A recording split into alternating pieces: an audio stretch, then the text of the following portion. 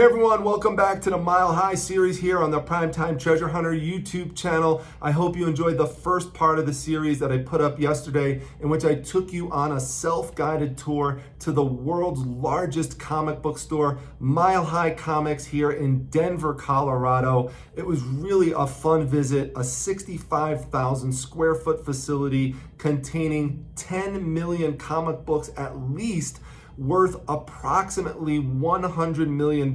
So if you didn't see that video first, make sure that you check that out before you go on and continue to watch this video. Now in this video, the owner, Chuck Rozanski, is going to take us on a tour of his comic book store. And along the way, we're gonna stop and we're gonna talk about different themes because I'm gonna be interviewing him as we're walking around the store. And so I've broken up this video series based on different themes that came up at certain points. But before I go into showing you the first part of the interview, I want to make sure you understand the context of who you're going to be listening to, especially if you don't have any background in comic books. And I did mention this in the first video that even if you have no background in comic books, there's lots of things you're going to be able to learn through this video series that you could just apply to your own business, your own reselling business, and also just in life in general, depending on the theme that we're talking about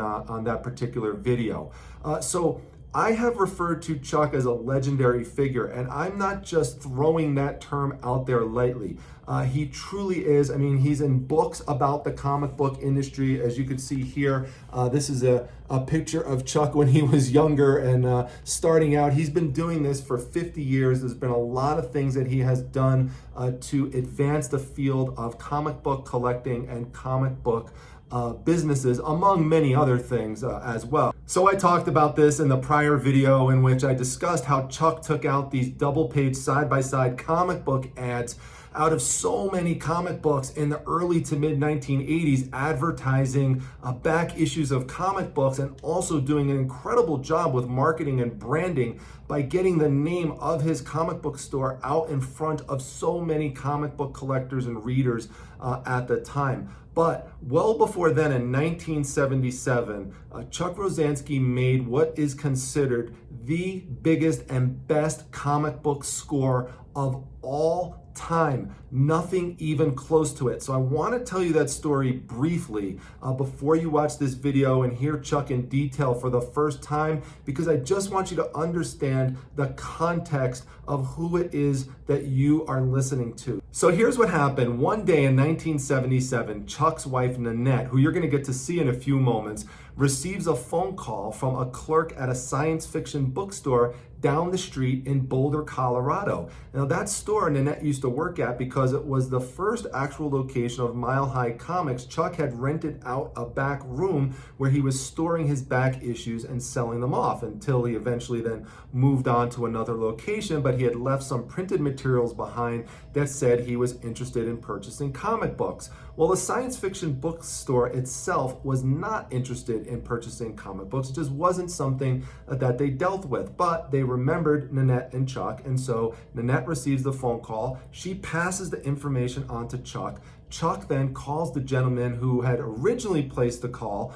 which is a man who is managing the estate of someone named Edgar Church. Now, Edgar Church was an artist who passed away, and he had a lot of comic books stored in this tiny house that he was using for reference material for a lot of his projects.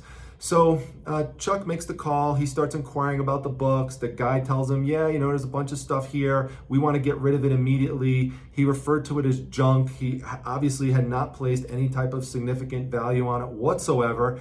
And, Chuck's asking, what kind of books are there? And the guy's saying, well, there's some horror books here. And Chuck's asking, are there superhero ones there? And the guy's like, yeah, it looks like there are, but, you're going to have to come out, take a look at it. So Chuck arranges a time to go out there and go to the house and take a look for himself.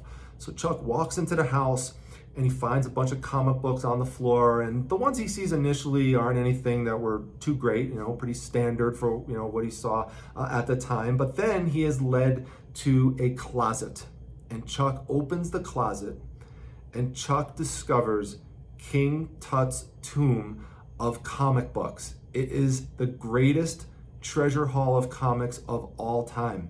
there are about 18 to 22,000 Golden Age comic books in near perfect to perfect condition. So when I say Golden Age comic books, we are talking about comic books from the 1930s to the early to mid 1950s. There are comic books in there like the first Batman, so Detective Comics number 27, Superman number 1, Action Comics number 1, Marvel Comics number 1. The first Superman that was found is considered to be the highest graded for that issue of all time.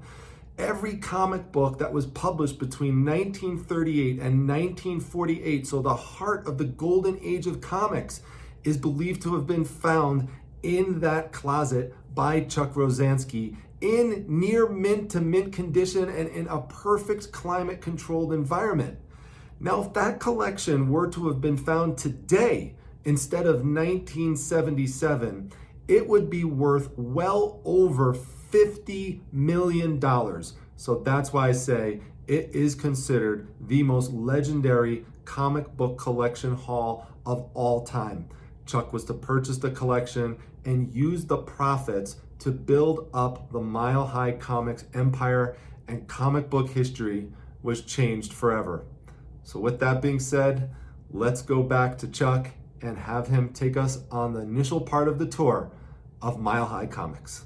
But you have $100 million worth of comic books inside. Actually, I do. and other stuff. And stuff. Oh, wow. Yeah, I like stuffs. Oh, So my. these are my rainbow stairs. That goes up to my office in my gallery. I love the rainbow stairs. But then this is my little funny bookshop.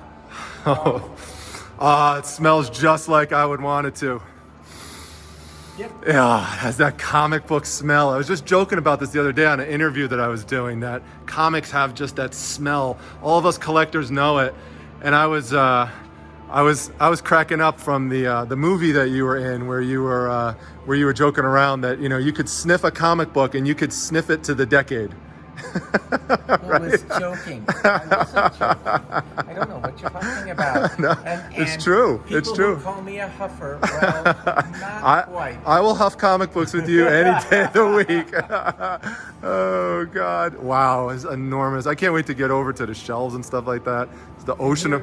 My dear, sweet, blushing bride. Oh, Nanette. I know Nanette very well from watching you guys online. Yep. She's been back there trying to pay bills, and we're out here spending the money. And now, Nanette, is it true that you... Is it true that you're the one who forces Chuck to sell some of his books sometimes? As best I can. Because he doesn't want to. He says he wants to hold on to all of them. I probably need to force it further. That's not funny. I'll tell you a cat. I heard about the cat. I have to look up the cat. All right, everyone. So be prepared to be utterly amazed. This is by far, this is the world's largest comic book shop. And Chuck has just done an incredible job with it. And I just cannot wait to get the tour in person. I've seen it myself on his own YouTube channel, but there's nothing like being here in person. He's just saying it changes all the time. So the last tour was you did on your channel about October of 2019. So I'm sure things have even changed since then. So oh, sure. Yeah. Let me show you what we've done since October, because I can show you one thing that really gives you sort of a tangible way of looking at things. Okay. So come on down this aisle here. Okay. Each one of these aisles holds 27,000 trade paperbacks and hardbacks. And I'm a bibliophile, so this is my favorite part of the store. And my goal, as I have articulated to ad nauseum, is to accumulate all the books in the world and keep them for me, and not let anybody else have them. But I wanted to show you, you know, it's easy to say the store gets better every day, and it's quite a different thing to actually give you an order of magnitude. Okay, so Frank, when he started back in October on putting books on the system, was at 170,000. And these are all numbered, and so here we're at 171, 173, 171, yeah, 170. Okay, so right here is where we were with 170,000 individual volumes in number order. Now turn around and take a look at these shelves. Oh my God. And right now, he is at 185,400, So he has added approximately 15,500 books into our system just in the last 90 days. You know, unfortunately, because of that mean woman we spoke to earlier, you can see that there's a little bit of give in some of these shelves. When Frank first puts them up here, they're totally solid. But we've probably sold 500 or 1,000 books to people who are undeserving but who have money. That's right, right. So if you're like me and we have the same kind of obsessive compulsive quality sometimes, we don't like when there's any little gaps in these shelves, right? No, we do not. We do not like gaps at all. And I find it fills me with great bitterness. And so, of course, I have to go along straightening the shelves too, because, well, that's right. what I do. Absolutely. But you couldn't be in this business and own this much stuff without having a compelling desire to put things in sequences, right? And right. to keep things in order, to create order in a world of chaos. Yeah, it is. It's. I mean, when you even buy a relatively small comic book collection, it could be overwhelming to someone who's new. So something on this scale is impressive. Someone who knew I was coming today asked me how you do inventory, and this is one way. Although I'm curious that everything seems to be, everything seems alphabetized. No, it's not. It's not alphabetized. Okay, no, just no. Because I saw a bunch of Sin Cities here, and there's a bunch of Thors. So I guess things will sometimes come in clusters, but okay, because I figured you can't alphabetize it. No. Yeah. No. Okay. It's all done by internal operator number. So Gotcha. Everything is sequenced with an identifier number, and that's how it's really easy for us to identify what's gotten done in any given day. Right. Now, is each individual book numbered? Like if I pulled one out, would we see a number on there? Oh yeah, of course. Okay, because everyone has its own identifier look number. at that. This is very important for people who are resellers who are watching this. This is just how to do it on a massive scale. So if Chuck could do this on a massive scale with how many books are we talking in the store? 10 million? Yeah. 10 million books. I mean, you could do it with your whatever inventory you have at home, folks. Another thing that's amazing is that you even have these big books bagged. Yeah. To protect them. Well, you don't want to put a sticker on a book. No, absolutely not. But that's just. I mean, some people would just. I guess. I don't know. Yeah, I guess some people might put a sticker on a book, but that would be a bad idea. But yeah. That's. I mean, because that's huge right there. But you got a bag around it. Yeah. Wow. Well, one of the things that's true for us too is that I don't have a bias against any genre. So, just to give you a case in point, Little Golden books. Ah, I love them. Okay. Well, I love them. Yeah. You love them, but there's a hell of a lot of people who think they're just crap. Okay, and they would never stock them. One of the things about my proclivity is that I try to give the orphan detritus of the world a home, and so we already have shelves that are empty back here that are waiting for the next one. So Frank isn't going to run out of any place to put things for a while. But as I said earlier, every single day when we lock up, we have more stuffs in here in one form or another, whether it be comics or whether it be books or toys.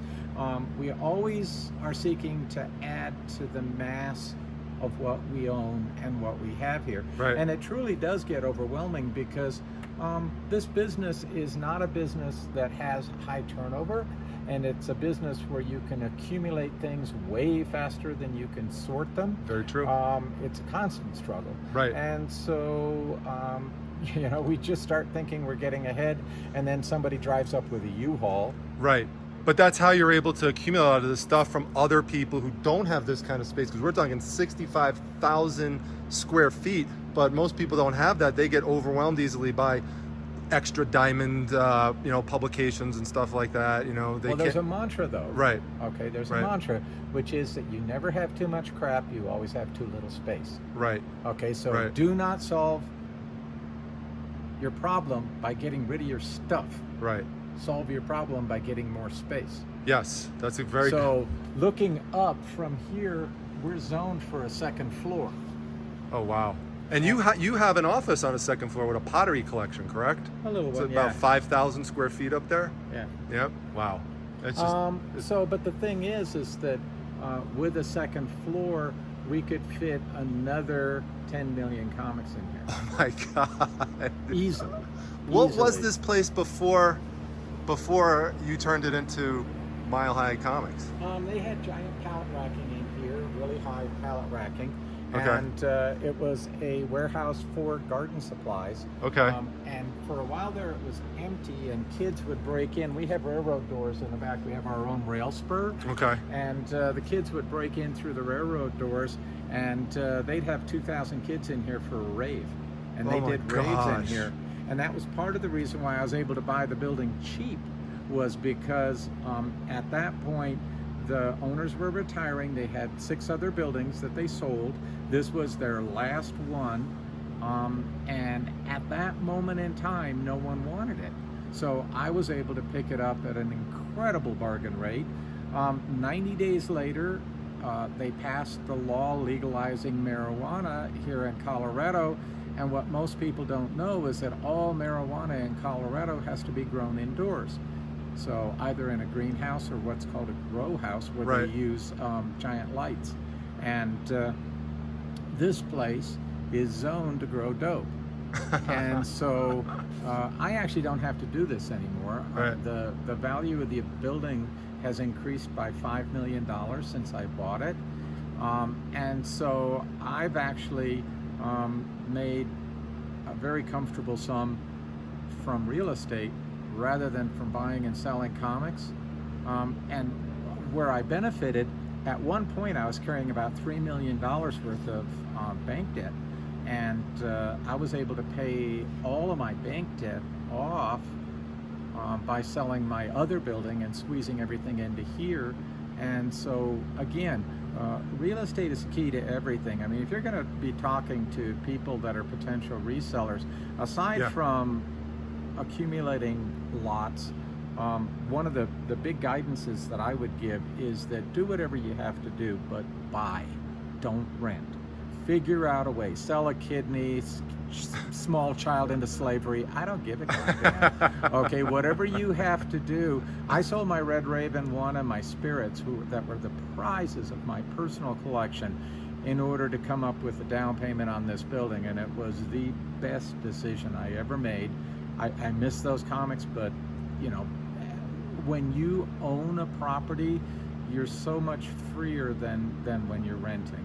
I mean, Right. just to give you a case in point, Right. we do all ages drag shows here. I can just imagine trying to explain that to a landlord, especially when we had Good point. Nazis and Proud Boys showing up and Right. threatening to burn the building down. Right. I could take on that risk as an individual, and I could Right. just tell them to go bite themselves. That's right. Okay. That's right.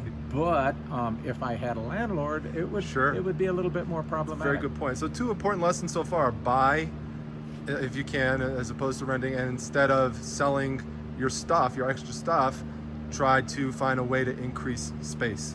Well, the Yeah. key to collectibles is time and space Yep. between the two of them.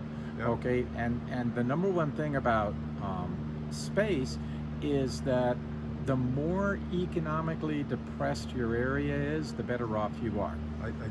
I'm screwed here in Denver because if I don't build here inside the building and actually add to the square footage that I have, prices have become untenable. Yeah. I bought this building for $23 a square foot, and right now the going rate is between $160 and $200, That's depending amazing. on the quality of the building. So there's a lot of towns where you can probably still get into properties at $20, $30, $40 a square foot. At that point, it is totally cost effective, especially with interest rates as they are right now. You can put yourself in a really good financial position.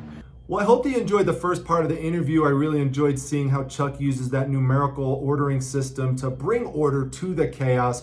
of that many pieces of material. And so if Chuck could do it on that grand scale with all of that merchandise, you could certainly do it as well with your reselling business. So I hope that that part inspires you. And also, I thought it was interesting to hear Chuck talk about purchasing additional storage space to grow your reselling business. Now, that's not necessarily something for everybody, but if you have that option, or if it's something you're wavering on and you really are trying to grow, you really do need to think about doing that. That's why I pulled the trigger on purchasing a storage shed, so Primetime Treasure Shed Quarters this past summer. And that was a great thing to help me grow my business and get additional product that I would never have been able to get otherwise.